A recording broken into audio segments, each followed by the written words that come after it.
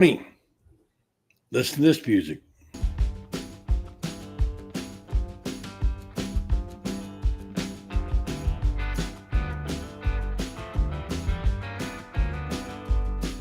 Yeah, it brings me back to the old days when Rob was knee high to a grasshopper up in Alabama and all places up there in Texas. He's out there and dance like I can see him cutting the rug right now, all right?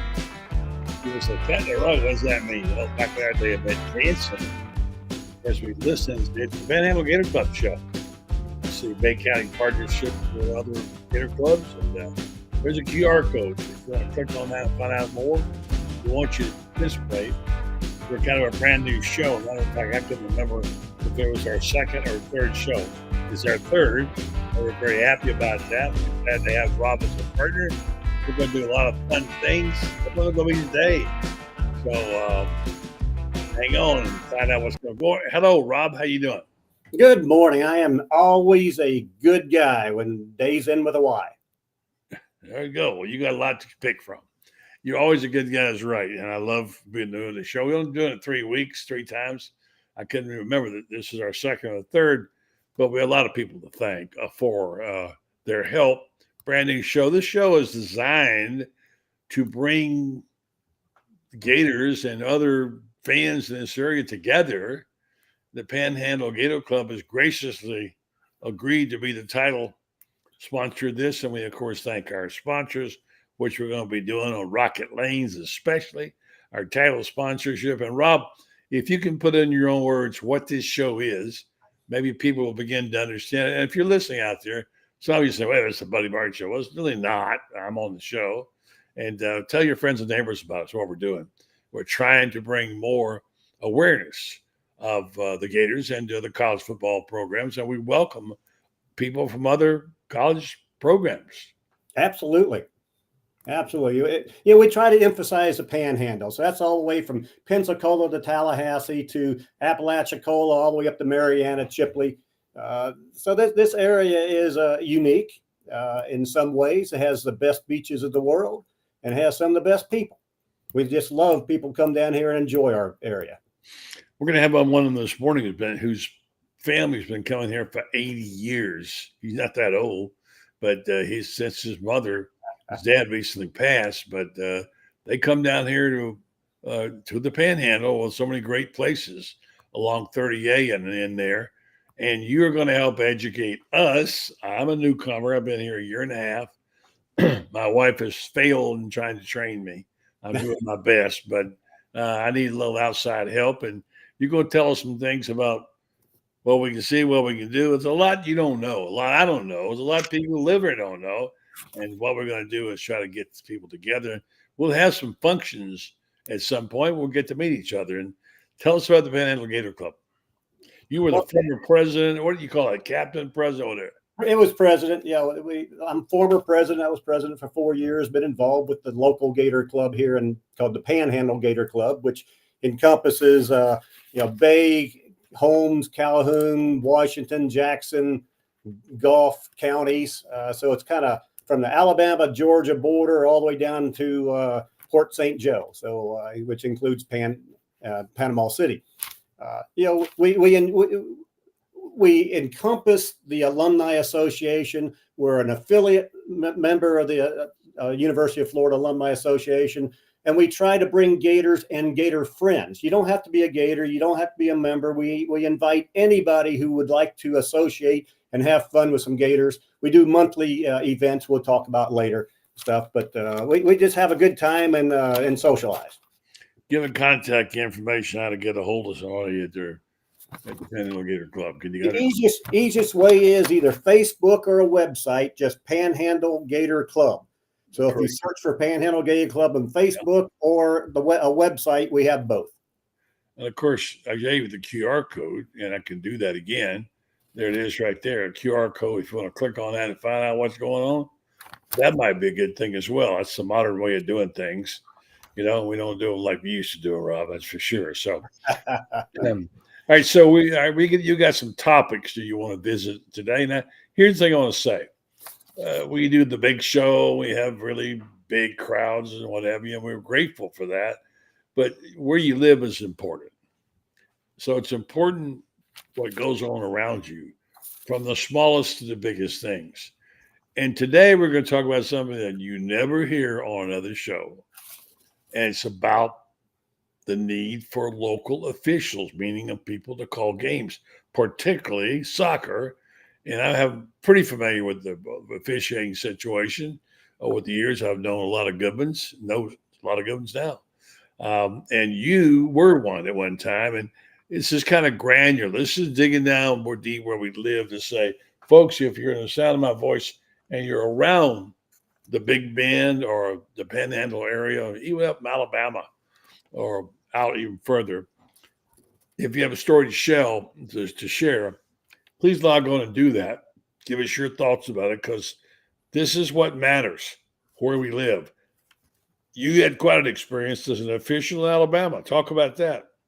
Yeah, for 8 years when I lived in North Alabama, I graduated from University of Florida and then moved to North Alabama where I worked. And while I was there, there's a University of North Alabama, and they had a club soccer team. We just happened to be associated with an international part of that. So we had Brazilians and Germans and Argentinians and Mexicans that all played on this team. You talk about an awesome club team. We had, I'll just say, the best probably non-professional team you could build. During that time of playing, I also officiated for 8 years. I also coached Little League soccer for those 8 years and just had a blast. So the experience was great. Yeah, and it's hard to find good ones. And look, from the standpoint of the spectator, we pretty much abuse officials. We love to complain about how we got hosed. And you have a game like we had last week with Oklahoma involved in a play that should never have been. Auburn got hosed on that one. And you think, well, see, there, it's a conspiracy. Honestly, I've known a lot of officials. I've never known a really good official to even think about something like that. There's just like the doctor being the oath of Hippocrates. If you got to call it that way, you call it that way without fear or favor. And a lot of the great ones I've known, including Don Rutledge, who called 7 Final Fours. Irv Brown, I know Don called 8, I think. Irv Brown, who covered 6 Final Fours in basketball. And there's, of course, football, too. They really give their best. They make mistakes. They're human beings. I see now what's interesting is that the baseball now has decided to go to automated umpires. Now, I don't know. There's some good for that. I don't know what you think about it. I know as an official you don't like it, but there are a lot of balls and strikes missed, I will say. And you can't argue balls and strikes. So maybe on balls and strikes, they already got the reviews. And as someone said in college ball, again, as long as you're talking about officials, let's not get our eyes off what we're talking about. I want you to go ahead and talk about this Jack Anderson thing and who they are, whatever, in Panama City, because they need to be honored for doing this. But officiating is just a hard job to do, and they're going to miss some. And when they do, it seems like it always goes against your team. That's how it is, right? It's always your team against you. Yeah. Absolutely. Yeah. So, if I have one irritation, it was years ago. I can't even think, probably a good 15, 20 years ago, when there was a baseball umpire strike. And one of the officials, the umpires, made a statement. And I'll go frame that first. We have rules of what a strike and a ball is. It's very clear. It's according to the plate, height, width, and so on. But this one umpire said, I don't care what that says. I have my strike zone. Well, to me, that's wrong in the first place. And secondly, I will say, if you're going to have it, at least call it consistently on both ways, so both teams can play. So even though I don't like your strike zone, if you do it consistently, we'll have to live with it. But I don't like when an umpire thinks he's above the rules. Agree with you, and I think most everybody agrees to that. So, and go ahead and talk about this thing they're doing in Panama City, which I applaud them for. They're celebrating at the low level, and they're trying to start these kids off right. Talk about this Jack Anderson thing. I sure will. This past Monday, the Arnold High School boys soccer coach, Jonathan Hammond, started a new initiative to recognize local soccer referees beginning this season. And they introduced, which will be multiple annual awards. So this past Monday, Jack Anderson was received, I guess, the inaugural award, which is named after him as a Jack Anderson Center Referee Award. Now, Jack was, I think I said 40 years. He's been, Sorry, go ahead. that's okay. I believe it's Jack. Gosh, if I read right, I'm missing it here, but I believe he's officiated for 40 years. So he named the initial award after him and presented him the initial award. Yeah, here it is. 4 decades have been officiating. Along with Jack Anderson, there were 4 referees recognized. Andres Levine as a Center Referee Award, Sammy Nizam and Kevin Atterbury as Assistant Referee Honors, and Heinz Karmazin received the 4th official reward. This will be presented every year and is a quite great recognition for the soccer officials who probably get very little recognition otherwise. Well said. And again, folks, you're probably tuning this on and saying, what is this? Because this show doesn't have a lot of ballyhoo and whatever, and we're kind of sneaking up on you here. And we appreciate your support and your interest. Appreciate you letting people know how to get on here. And we'd like to have your opinions and your thoughts. We're going to go to those. But you know what we need to do? Talk about our sponsors. We got a really great title sponsor, and you know them well. If you would tell us all about Rockit Lanes. By the way, it's a lot more than a bowling alley. Trust me on this. I've been there. You can get lost, and I did get lost because it's so massive. And they have a lot of things going on at Rockit, and tell us about it. Well, come get social at Rockit Lanes. It's a home of the Panhandle Gator Club, 513 North Richard Jackson Boulevard in Panama City Beach, in the shops of Edgewater across from Edgewater Beach Resort. Kristen Sheffield, their manager, is just a great person, takes great care of that. Like I said, they have a bowling alley, I think 24 lanes. They have an 8,000 square foot roller skating rink. They have a huge amount of arcade games, both retro and current. But Kristen Sheffield, the manager, I will say although she was a William and Mary graduate, I guess she moved to the Panhandle area, and she sent her both daughters to Florida, so she's got to be a pretty good person, I would say. So we thank Kristen and Rockit Lanes for hosting the Panhandle Gator Club. If you haven't been there, you need to go because it's massive. I mean, you didn't even mention the skating rink and all that other stuff that they got there. It's big, and we love Kristen. We love what they're doing, and we love they support the Gator Club and they support us. So, and I didn't mention, if you want to go and take your kids, they do have a bar in the back that has many TVs. So if you want to go watch a football game or sporting event or just relax while your kids are enjoying it, that's a good place for you to go. He's Rob Dotson. I'm Buddy Martin. It's a new show called the Panhandle Gator Club show, podcast, actually, is what it is. We'll be with you every 2 weeks. We can't be with you every week. And right here, we love to share your thoughts. Like to hear from you if you have a thought or a suggestion or a question, or you want to tell us how handsome Rob is and how ugly I am. That's fine. We know that. So I'm kind of roughing it now. I've gone through some kind of I guess it's a skin cream, kind of like a skin peel at the moment, and gets rid of some pre-cancer stuff. So my face is burning like it's been stuck in a fire pit. Yeah. Thanks to our good friend Barone, who's on several shows quite regular on our Buddy Martin show, and also on Shane Matthews' show. Very astute fan. He's checking in to say good morning, and also Jamie Coulette says good morning. Let's say good morning back to him. And thank you for tuning in, and tell your friends and neighbors about us.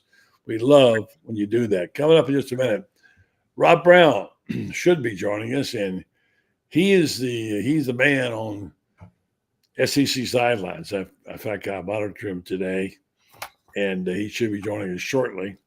And we'll get his take on how about this new schedule. We've talked about it a lot. There's some good, some not so good. It's kind of hard to understand why you would think taking away Florida LSU and Florida Tennessee would be a good thing. No matter what you say, it's kind of hard to justify that.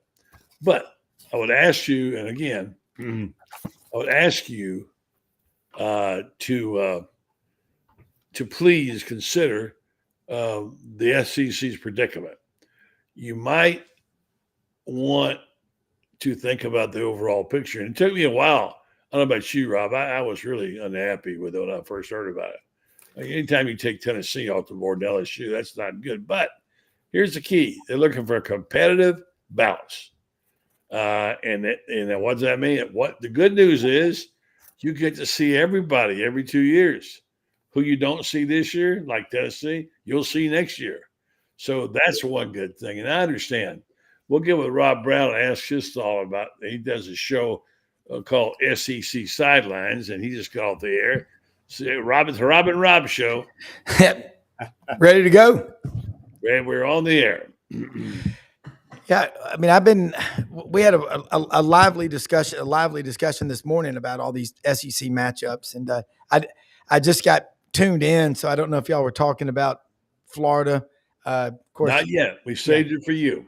Yeah, and I said this on Lauren's show Tuesday night. When you don't win at Florida, you lack for nothing. You've got I think the football players. I'm not saying facilities are better in the state of Florida than they are any other state per capita, because the track and field programs are so good in Florida. So you've got more speed, more just, but you don't. But it's weird. You don't have the quarterbacks that they have in Texas. But this is the fourth year for Billy Napier, and all I see is the same mistakes are being made that were made in year 1, 2, and 3. And when you only have 32 yards of offense at the half against Miami. And people are still waiting for them to crystal ball. That's like Dabo used to call it Clemsoning.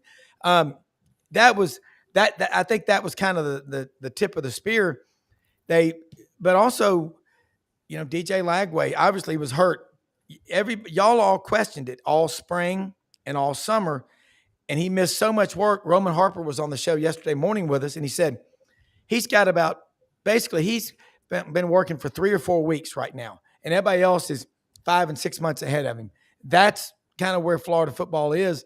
But man, the cost of a rebuild and all that kind of stuff, you got to think about it. Do you just keep the coach as a figurehead and go spend a lot of money on an offensive coordinator? That's not my call, but that's what Ohio State did with Chip Kelly, and it got them a national championship, and they're still winning. And even though Chip Kelly's gone. Yes, and we're going to light this up a little bit here, and with Rob, and don't forget his show is at 9 o'clock Eastern, right? Am I right? Mm-hmm. 9 Eastern, yeah. And obviously 10 Central. He's on 5 days a week. He has some great guests. Your Mac Brown interview was one of the best things you've ever done. He was really good, I thought. And, you think, what's Mac Brown got to tell us? A lot. A lot. You've been there and done that. I thought it was a fascinating interview.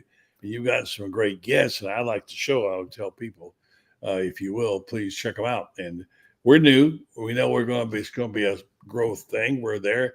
But we'd like you to like and share this program and tell your friends and neighbors to come join us, because we like to post the comments like here's one from Neo, who's not very happy with somebody. Ole Miss fans saying you have a better program in Florida. I think they want to keep Kiffin. That's why they say, what about Kiffin?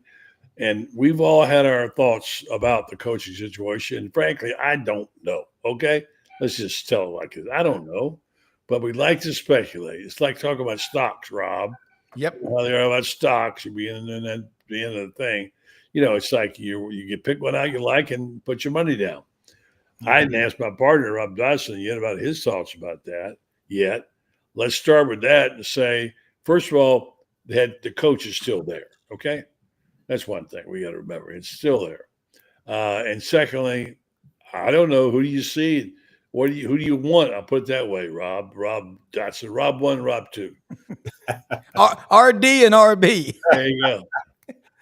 Well, when I look at potential who could come, I don't see what I would call an available or potential big name.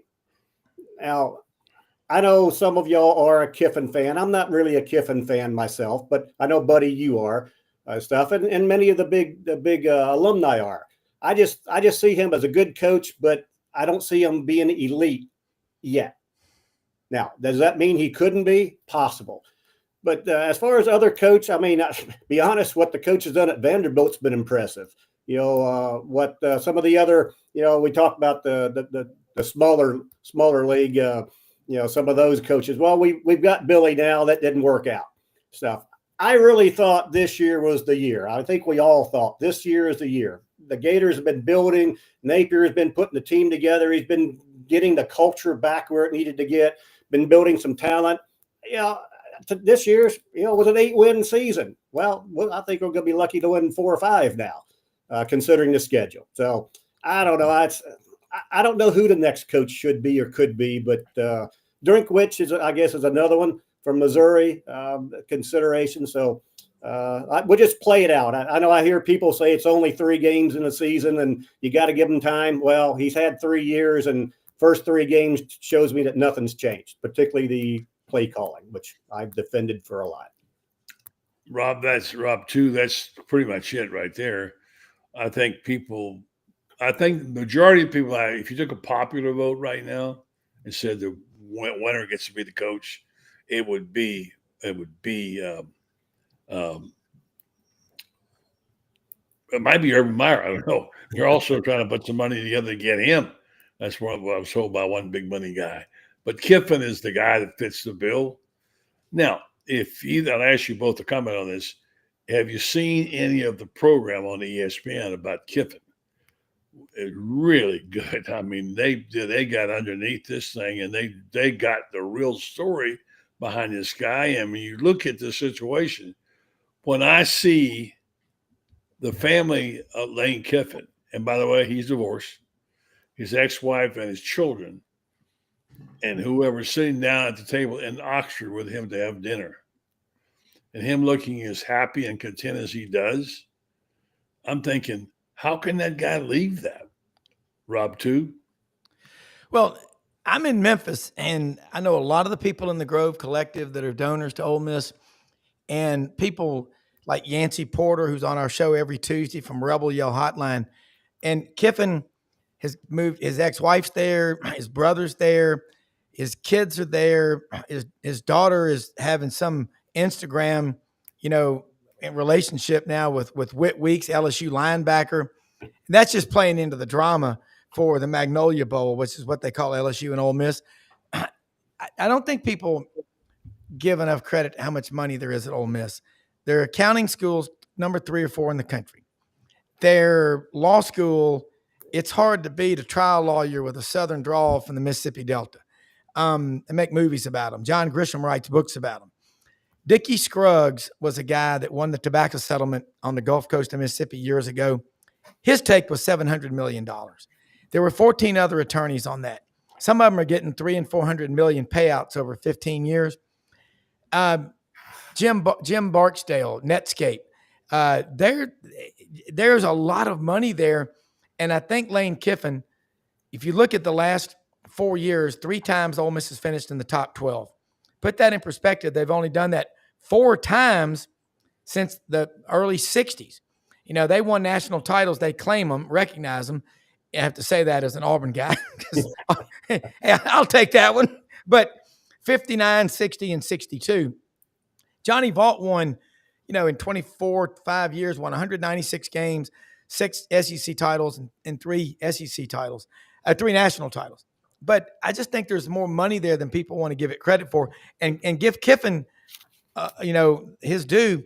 4 years ago, they were going to spend $350 million to renovate and retrofit the stadium at Vaught-Hemingway. And he said, hold on a second. Let's put that into NIL. And a lot of that was going to be debt service. They didn't have $350 million in cash like A&M did. But there's just so many reasons for him to stay there. Now, if you don't know anything about Ole Miss and you look at the 2 jobs, it's obvious. Florida it's a great job regardless. It's just getting the right fit. And but I like what Allie Peak Wilbur, Rob Dotson. I don't know if you saw Buddy's show with Allie the other night. Allie's right. I've been saying it. You know what? Get Buddy Martin and Franz, people like that, to introduce Napier to the Florida fan base. And then, push comes to shove. If you've got someone like Buddy's backing, and as they say in the country, that's not nothing. That's a big deal. So I wouldn't be worried about Kiffin coming. I'd just be saying, who's the right fit? Is it John Summerall? at Tulane? Is it Rhett Lashley at SMU? I mean, does he want to leave that gravy train in Highland Park? But the Florida job should be, it's a top 10 job. And from top 50, 5, according to Urban Meyer's top 5. Yeah. Something I mean, like even right now, it's a top 10 roster. It's number 9. The top 2 rosters in the SEC are Georgia and Alabama, and then Florida's 3rd. And look, I missed it. I had the Gators to win 10 this year, but I also didn't know what Pete Cordelli said on our Monday show. DJ was hurt, and so he's way behind. He might be healthy now, but Buddy, Brendan, Lauren, a lot of people on this channel, the Gator Bait people, they were demanding answers, and they never got them. So there was always a little bit of discomfort there. But Florida, get it right. I don't know who makes that decision, if they make a change, but get somebody that embraces what the Florida culture is, and 500,000 living alumni. 500,000, man. You know, you're on a gravy train with biscuit wheels when you're the head coach at Florida. Yeah. By the way, I'm not wearing black because I've been mourning, although it does feel like a little bit. It's a good week. Hey, it's the first day of autumn, right? We got some great games this weekend. Look at it like this. Even if the football team doesn't do well, going to have a new coach. Hopefully it'll be somebody that we like, can change the direction, because even Steve Spurrier has said, do something different. We all know the definition of insanity. You know, and I think the problem is that people don't feel like Billy listens and reacts or cares about what his fan base thinks. And I think that's one of the reasons he's in trouble at this point. And that, of course, the fact that he's lost. Someone said last night, they could take in last year's quarterback and put him in there, and then they won more games. You know, they're going to win at least 2. And we know exactly what happened to him. So, I don't know. They're addressing some questions here. And look, we don't know anything. Everything we're saying is based on hunches. Asking about Dan Lanning, I hear a lot about that. It's incredible buyout. I think it's $50 million. Some ridiculous, $20 million, excuse me. And so he's not going to leave Oregon, and that Nike money, there's no way. Why would he? I talked to a very famous former athletic director. I mean, as famous as it gets, off the record a couple of weeks ago. He said, guide me on this and tell me what's the key to hiring the right guy. Because every time Florida's had an opening, you've tried to hire Bobby Stoops, it seems like the last 10 years, 20 years, whatever. And that ain't happening, although last night someone brought it up again. What is it? He said, the key, buddy, is movability. You may think someone's going to jump at your job and will come there, and Florida's a top 5 job, but Lane Kiffin's got some good reasons to stay at Ole Miss, you know, and Dan Lanning's got some good reasons to stay at Oregon. So it's not easy to move people. We've all done some hiring of other people in our time, and we think, well, this guy would love this. And they say, no, I'm happy. I don't want to come there, you know. And so there you go. So let's address a couple of questions here for folks. Dan Lanning, I say not movable. What do you guys think? No. I mean, Matt Dean on our Thursday show's son is on the staff in his 4th year with Dan Lanning. Phil Knight will not let him leave. That you know what? I thought T. Boone Pickens, when he died, his 706 estate tax return would leave Oklahoma State with a lot of money, but somebody didn't get the memo because is gone. They're gone. Mm-hmm. But you know, Urban Meyer, I love that guy, man. And I did when he was coaching.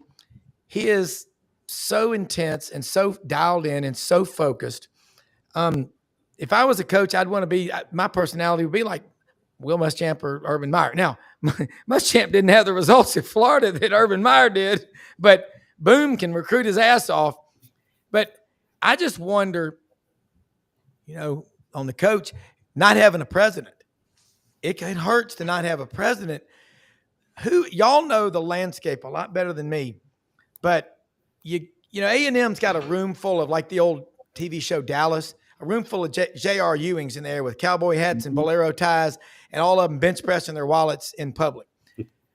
Florida's got a lot of money people. If you've got The money at almost every school in America, the biggest money, believe it or not, comes from the College of Engineering. In the South, it's Georgia Tech, and then Florida and Auburn are chasing Georgia Tech to get to be that school. Florida's got money, just don't have a president. And I think that would help. But there's got to be a guy out there that, Lance Leipold at Kansas. I'm told no on him. They wouldn't go for him. I don't know. He's done a great job. Here's the thing, and Rob, speak up on this issue. There's a certain amount of arrogance in this. They're not going to go back to another group of 5 coach after getting burned by Billy.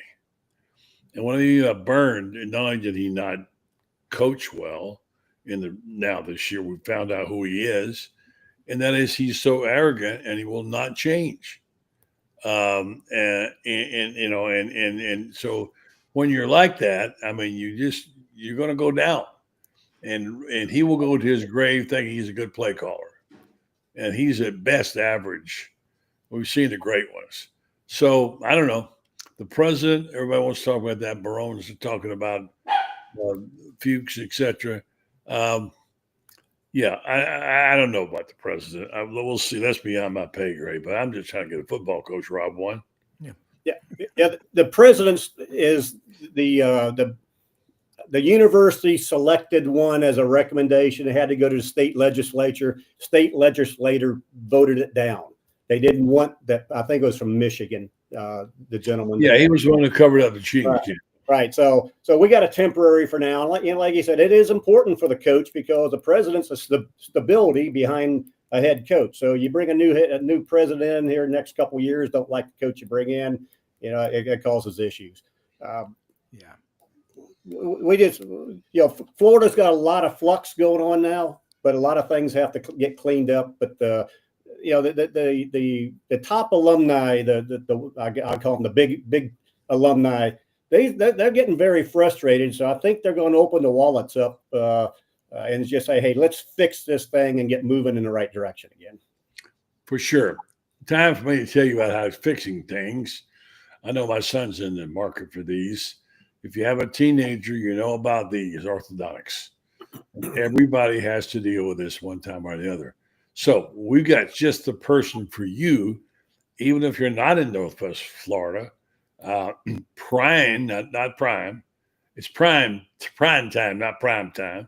They're ready to give you the smile of your dreams. At Prime Orthodontics, we'll make it happen with braces or clear aligners tailored just for you or your child. Our expert team combines cutting-edge technology with personalized care, all in a friendly, comfortable environment. Whether you're a teen, adult, or somewhere between, your perfect smile starts here. Call Prine, P-R-I-N-E, Orthodontics today, or visit us online to book your complimentary consultation, and 2 locations to serve you: Panama City on Highway 390 and Panama City Beach on Panama City Beach Parkway also. And check them out. This is where smiles begin. Prime Orthodontics. Good folks. All right, my grandson just got his bottom braces put in Tuesday by Prime Orthodontics. Oh, really? Okay. Yeah, I know Brendan has got to do the same thing with Stella. So speaking of Brendan, he's out today with tech problems, and he'll be back 2 weeks from now. I did speak with Jay Moody. You don't know who he is, Rob? Yes. Not Rob, too. He's the son-in-law of Steve Spurrier. And he's married to Steve's daughter, Amy, and they live right here in Panama City. They're big Gators, obviously. And I've been trying to get up with Jay since I saw him in the lawyer's office when I first moved here.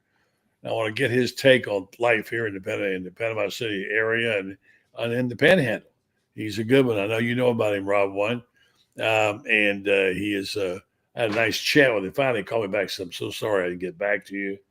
I've got issues with things like taxes. I know about that, man. Oh my gosh, I've been buried them. So Jay's a good dude, and Amy's probably the reason that Steve Spurrier's Grind Grill exists today, because Steve's been looking for a place for years to put all his junk. He's got a bunch of it. You know how us guys are. We have a lot of junk. And she at one time thought about going over to St. Augustine and the alligator farm and see if they wanted to open something over there. But upstep Freddie Weeby and the rest of the history. What a great place. Have you been there? Either one of you been to the Spurs Grind Grill? Yes, I have. A great place. Yeah, really good. It's really good food and it's good atmosphere, and they do an amazing job. And I'll tell you what a little birdie told me. Shouldn't probably bring it up. They're about to unveil their wall of fame for sports writers. And they're going to name the people that Steve Spurrier thinks were the best when they covered him and all during the last 40, 50 years. And so there's going to be a typewriter, a real typewriter in the podcast room. It's going to be a scroll with the names of these people who get named to the Press Box Hall of Fame. It's a neat thing he does. He does it all there for sure. Okay, let's go. We're going to speak to Franz in a moment here. Hey, look, guys, basketball is coming. It's going to be the defense of the national championship. What a year. And we've got to wait for you to celebrate that. Franz Beard have just completed his book, The Golden Season. And he's going to talk about it some here in a minute. If it's done and where you can get it, we're going to have a little scoopage on this book. And so I know you all know the story. I mean, it just couldn't have come. And I'm trying to put together something else, but the last thing on the book, supposed to be due today or tomorrow, about the people who follow Florida basketball who got a mulligan because of this. Never thinking they would get to, Rob, you're smiling. Rob, when you're smiling, you think, man, I ain't going to get this again. I mean, I got it once, and here it is. How's it feel, Rob? It's exciting. I'm looking forward to another season. Last year, as I called the cardiac kid, just because I'm surprised I didn't have a cardiac arrest after the last 10 games in a row. We'd be behind by 5 or 10 and come back. I know my neighbor, which is not a Gator, but he'd say, "Hey, Rob, it's not looking good for the Gators." And I must have said it 5 times. I said, "Scott, don't count them out." And they kept coming back. So it was exciting. I'm looking forward to this book. Somebody's telling me, I was reading somewhere that they were at another game that didn't almost happening. Might have been an NBA game. And the official had an ability to tune in as what's going on. And when they told them they were down by 10 or 11, whatever it was there with under 3 to go, pretty much think that's it. It's over, right? And then when the game was over and the official told them, they couldn't believe it. That's the thing about this basketball team. They just didn't win it. They won it in a semi-miraculous way, just when we thought they were dead in the water, Rob. Well, when you win close games back to back to back, you keep doing it, you just get better as a team. Because then you think, okay, we don't have to win it in the first 30 minutes. We can do it in the full 40. Like in football, the full 60. And that's what they did. And Walter Clayton Jr., his football background out of, what he did there made him a better basketball player. He's a physical, tough guy, but he's an alpha male. I mean, you're going to play your ass off for him or you're not going to be on the court with him. Matt, you got to have guys like that. And Todd Golden, his temperament, he's just, he's Ward Cleaver. He's a genius. He's got everybody calm, and he's got what Florida has. They had last year, and that'll be Todd Golden. They have 4 or 5 just big, tall guys that can move, not just occupying space. And wow, SEC basketball, it's here we are. That's what's happened. Here it is, September 26th, and we're talking basketball. It didn't used to be like that, and you know what? I can't. Franz's book will be awesome because Franz is a basketball savant. I mean, when he's talking basketball, it's you're out there. The stories, the recollections, the memories. This is going to be a coffee table book that everybody ought to put in their office or their house. I can't wait. I'm going to buy me a copy. I'm going to buy several of them because it's going to be a story written by someone who understands Florida's culture, also what that means to Gator Nation. Also, great photographs. We got a ton of Oh, photographs. yeah.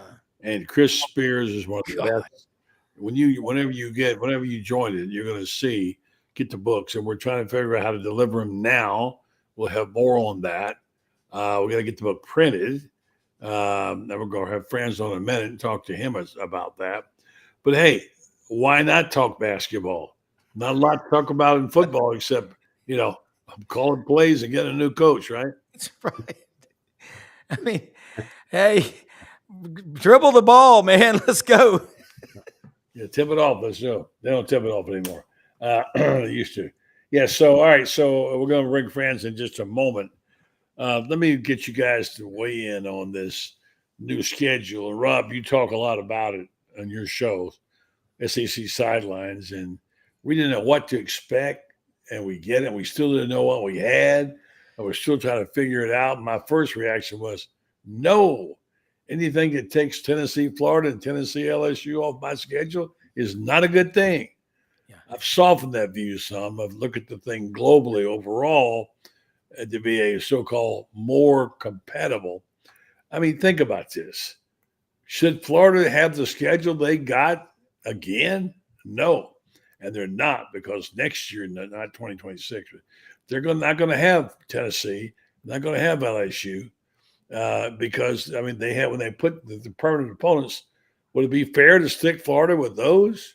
I would love it from the standpoint of the opposition, but my gosh, the next coach is going to get a break here because they don't have to deal with that. And Spurrier used to complain about it and said, not only do I play in the SEC, but I got to play FSU in Miami, and the FSU, by the way, was a top 5 team almost every year he played them. That's not competitive balance for them. So there's some light there. Some good things. I'm still not thrilled about the fact, but we'll see them next year, right, Rob? Rob, 1 or 2 or 3 or whatever. Well, my take on it is, and maybe I sound like a Gator homer, is at least this time it's okay. Florida didn't get screwed by the SEC. Yeah. Okay. And as much as I love to have played, it killed me when we dropped Auburn a few years ago.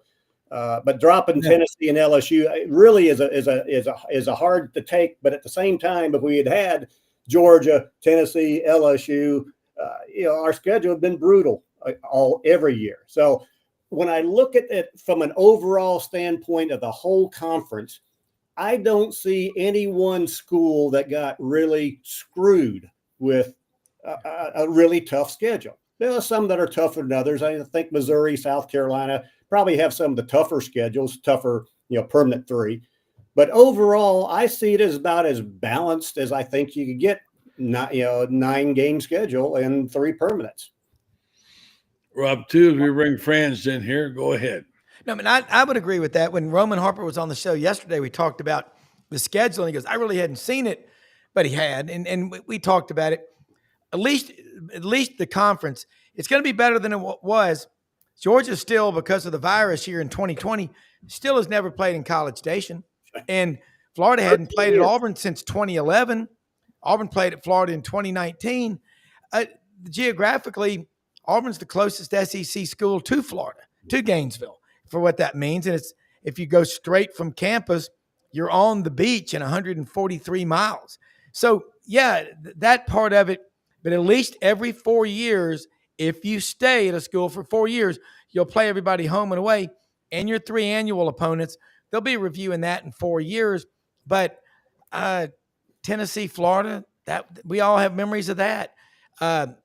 Florida, LSU, that's the I-10 battle. I mean, my God, you can't please everybody, but what you can do is bring in Franz Beard, who's going to talk about this book. Right, I want to hear about that. I want to hear about his book, because that's a badass book.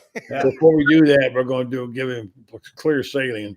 And Rob Dotson is going to tell us about our sponsor, who they do a great job. And we were there last year in Rockit Lanes. Rob, tell them all about it before you guys meet on the Panhandle Gator Club meetings. I'd be glad to. Rockit Lanes is the host of the Panhandle Gator Club for our game viewings and other meetings and so on. So come get social at Rockit Lanes and bring your family for a day enjoying bowling or skating in their 8,000 square foot skating rink, or geek out in their 16,000 square foot mega arcade. It's just an awesome place.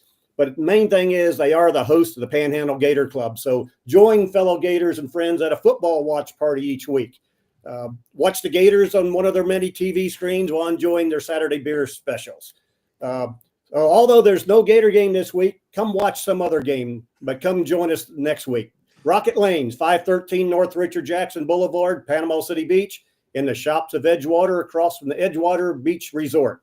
850-249-2695 or rocketlanes.com. Our title sponsor, Rockit Lanes. Here's a QR code. Check it out. Now, we have a scoop here. I'm going to do a little scoopage. My man, Franz Beard, is going to tell you early what's going to be announced later. And some big news coming Monday because something is going to the printer. Let me guess what it is, Franz. It may be something that's got my name on it. That's all I know. That means it's good. Well, I hope so. My book is coming out, and thanks to Buddy and Carlton Reese for all the hard work they've done. But my book about the national championship season called The Golden Season, and it's going to be it's a start to finish recap of the entire season, not just the NCAA tournament run, although there's a lot of info about that. This was a work of love in one respect for me, because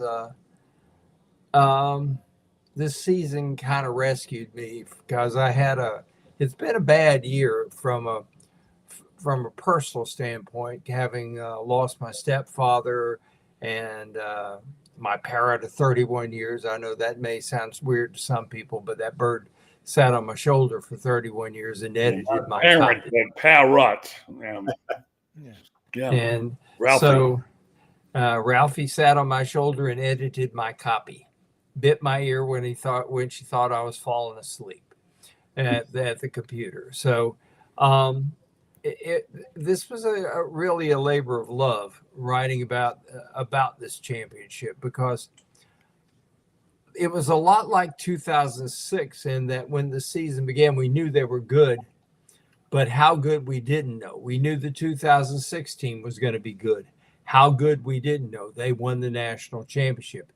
These guys won the national championship, fought on the toughest road to a championship that I think anybody's ever taken. They had the two-time national champion on there. They had Texas Tech on there. And then what a lot of people are saying is the toughest Final Four in history, having to play Auburn, which was, I think, the best team in the country all year long. And Florida just happened to catch them at the right time with the right guy, hotter as he could be, and that's Walter Clayton Jr. So what a trip it was, what an experience it was, all the way from, and it documents all my journeys up and down the streets of San Francisco, which forced me to spend about 3 weeks using a cane because my knee just about gave out on me there. So anyway, it was a great experience. The book brings all that out and a lot of insight in there about this team. It was I compared it a lot to 2006, in that you look in 2006 and 4 of the guys get drafted into the NBA, and then Lee Humphrey played a bunch of years over in Europe. This team, you got 3 guys that have already been drafted into the NBA, and I dare say there may be 5 or 6 coming up this year. So it's a real run for the Gators. And quite frankly, Buddy, Rob, gosh, I'm going to get my Robs mixed up here.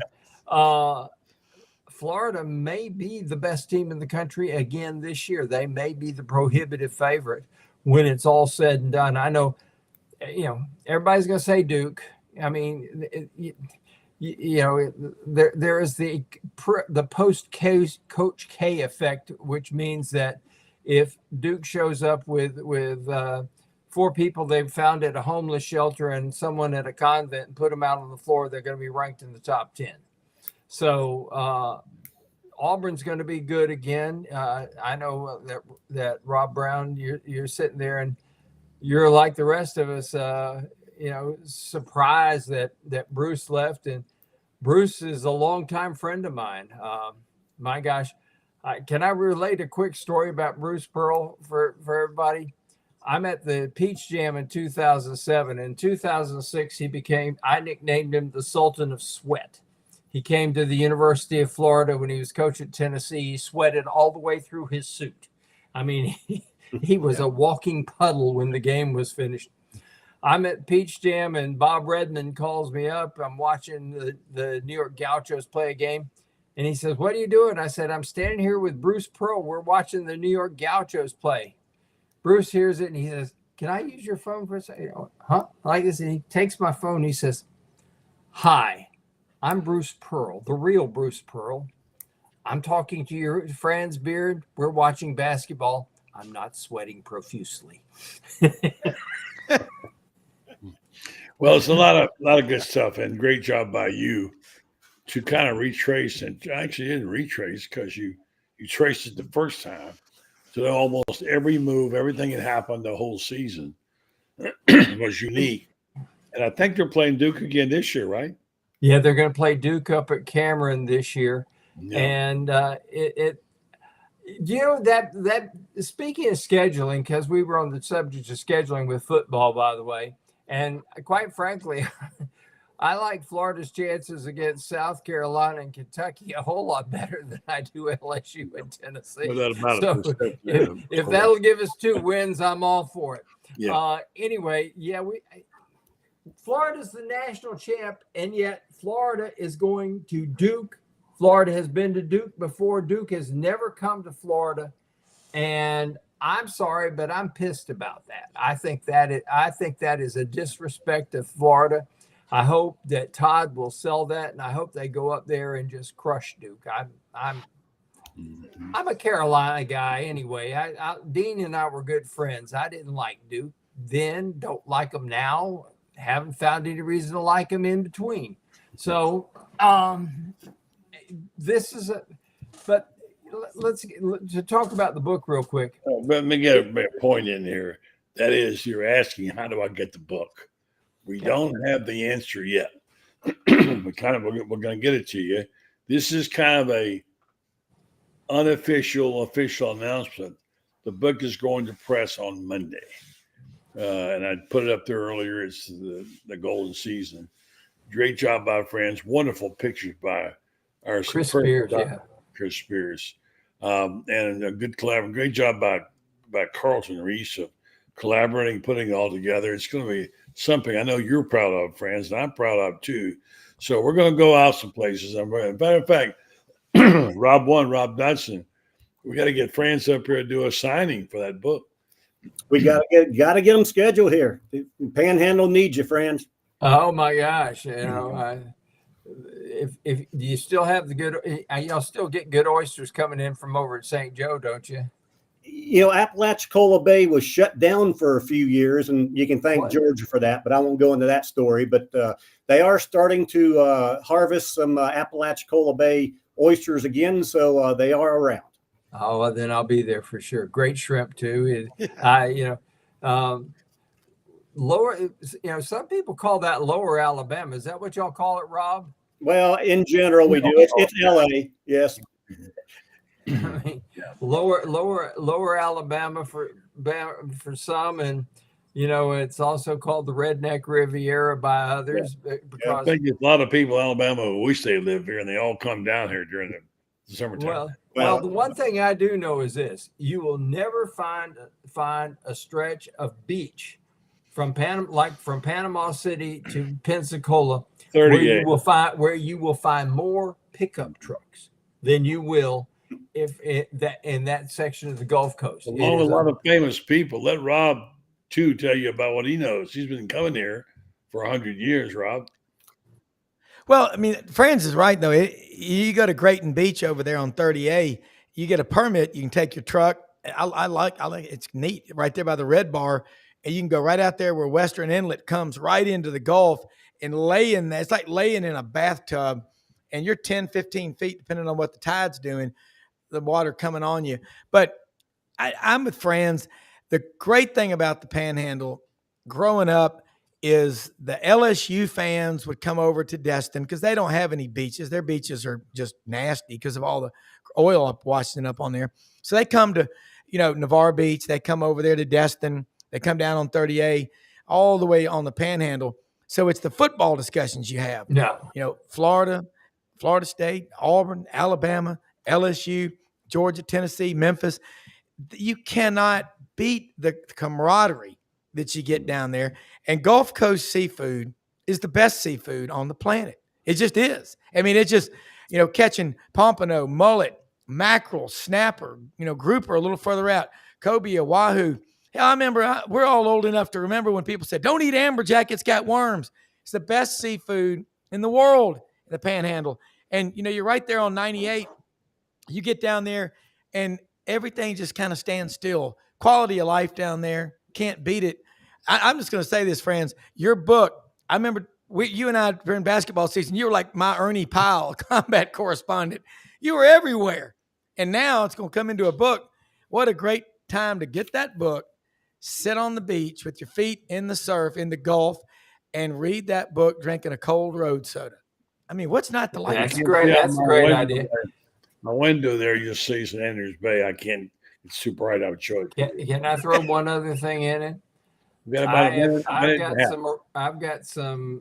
made some arrangements that I am going to be at every single Florida basketball game this year, home and on the road. I've already got my reservations. I'll be in Las Vegas November 3rd when they open up against Arizona.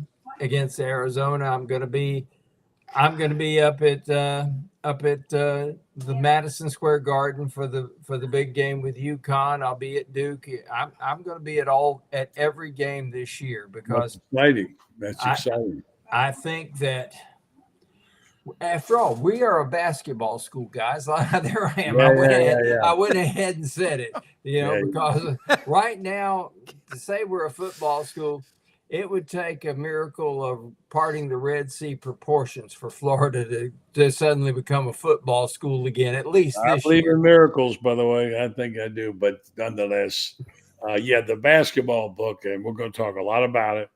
Rob's going to come have you down here. And I know my Rob Dotson friend is going to line up something at the Gator Club here and make a big deal out of it. You did congratulations on a fantastic job. Thank you. Did under a lot of duress and situations you had to deal with. You were a real pro and you wrote beautifully, and I'm proud of you. I'm proud of the book. We got to go, gentlemen. Rob 2, stay with me, and Rob 1, stay with me. And I'll say good night. Thanks, Rob Brown, and thanks, Franz. Thanks, guys. You bet. Always. All right. All right, folks, we're going to say good night, and we're going to get Rob Dotson to remind us once again the fine people who made this possible. We certainly are lucky to have 2 people like Rockit Lanes and Prime Orthodontics, and we are grateful to all of them. Absolutely. I mean, Rockit Lanes, as we said, is the host of the Panama Gator Club for game viewings. So come get social at Rockit Lanes and bring your family. Enjoy a day bowling, skating, or geeking out in their arcade. But Rockit Lanes, come, I guess, join fellow Gators. I'm sorry about that. Rob's going to take me over there soon again. He's well tired. He's got a lot going on. I get so excited. It's hard to talk. But Rockit Lanes is a great place to go. But while your kids or yourself are there playing any of the games, come join us in their super lounge in the back of TVs. So watch the games and drink a toddy. But Rockit Lanes, 513 North Richard Jackson Boulevard, Panama City Beach, in the shops of Edgewater across from Edgewater Beach Resort, 850-249-2695 or rocketlanes.com. Thank you, Rob. I'll turn on the music and say goodbye to you. Great job. And We won't be on next week, but we'll be back in 2 weeks on this program. Thank you to the Gator Club for their support. Check them out. Gator Club is all over Northwest Florida. This is where we got the Panhandle podcast. Thanks to Rob and the Gator Club. So have a good week, have a good night, and we'll catch you in 2 weeks for Panhandle.